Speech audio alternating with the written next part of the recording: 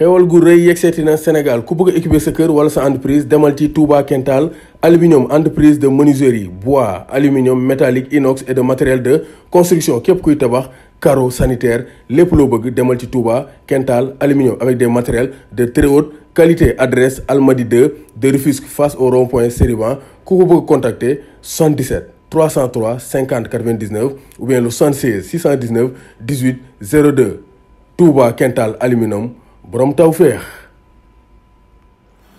Bonjour à toutes et à tous, bonjour à tous les suiveurs et à tous les inconditionnels de Grégoire Omnisport. Donc Gaynde Ndiaye warul tiit warul ragal, c'est la fin de la saison comme son club fële ca Europe. On va se pencher sur l'Euro mais aussi sur la Copa América, même si ba léegi c'est incertain parce que Argentine seen président bi neen ba léegi wóorugul. On va essayer de voir si nañ mën a respecter le protocole sanitaire avec le coronavirus. Maintenant on va parler du mercato. Donc la Juve voudrait se séparer de Cristiano Ronaldo parce que Allegri nee na il compte pas sur Cristiano Ronaldo. Nee na dafa bëgg Pjanic ci ñëwaat parce que Pjanic il est au Barça mais il n'a pas prouvé, il n'a pas beaucoup joué.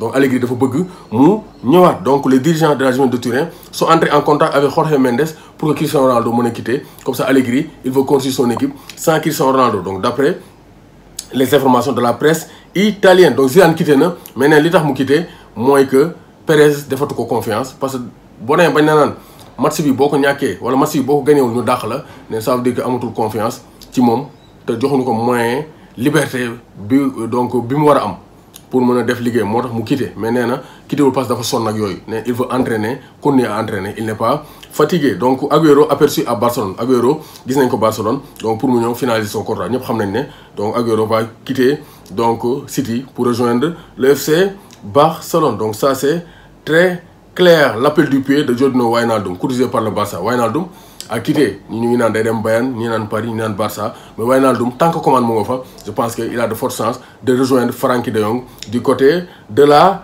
Catalogne. Donc ça c'est très clair. La Copa América n'aura pas lieu en Argentine parce que Copa América bi duñ ko defee Argentine à 2 semaines du coup d'envoi. maa ngi ko doon wax ci kanam information bi leer na. Lionel Messi et les autres stars donc ne savent plus où elle aura lieu. Argentine dafa retiré wu en raison de la pandémie. Maintenant CONMEBOL foog ñu xool nan la ñuy donc organiser Copa bi, xool ban pays moo mën a remplacer Argentine parce que donc depuis coronavirus bi l'Argentine a recensé 3,7 millions de cas positifs pour 77 000 décès. Population bi ñoo bañ sondage lañ def 70% des Argentins étaient opposés à ce que leur pays organise. Donc population bi ñoo souverain moo tax état bi ànd nañoo ak moom parce que l'état c'est la population. Donc le peuple a dit non.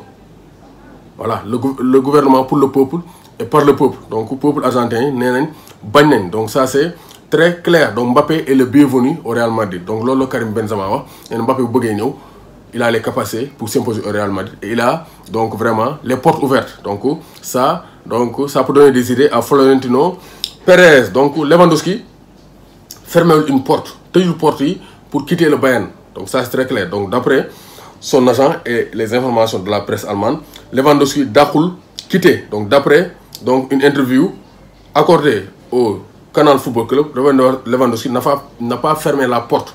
Nee na dàqul quitter le club de Bayern de Munich. Donc Aurier sur la méthode Pochettino, je rentrais chez moi et je ne pouvais plus bouger.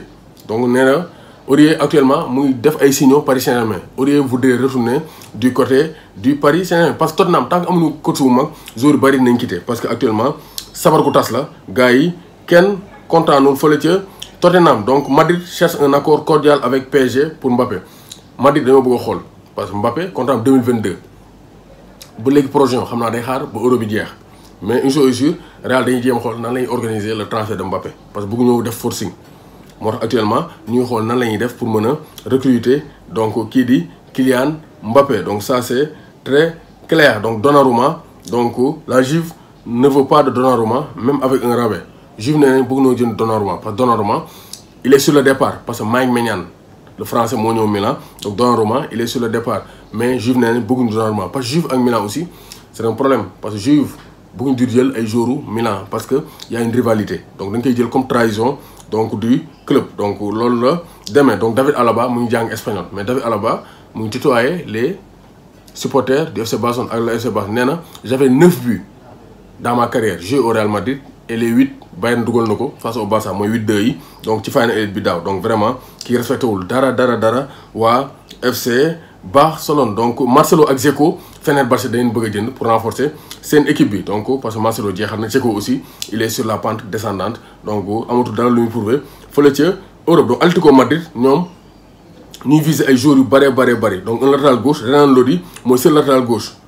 Donc ils veulent José Luis Gaya de Valence et Grimaldo de Benfica. Manu Sanchez sera de retour au Wanda Metropolitano. Donc ça c'est que milieu terrain yi Colchoneros, ils veulent l'Argentin Rodrigo de Paul qui est sélectionné par donc l'Argentine pour la Copa América. Le joueur de l'Udinese est visé par l'Atlético Madrid, mais Paris Saint-Germain aussi ñu ngi ci ay dossier. Enfin l'Atlético pourrait chercher un nouvel attaquant.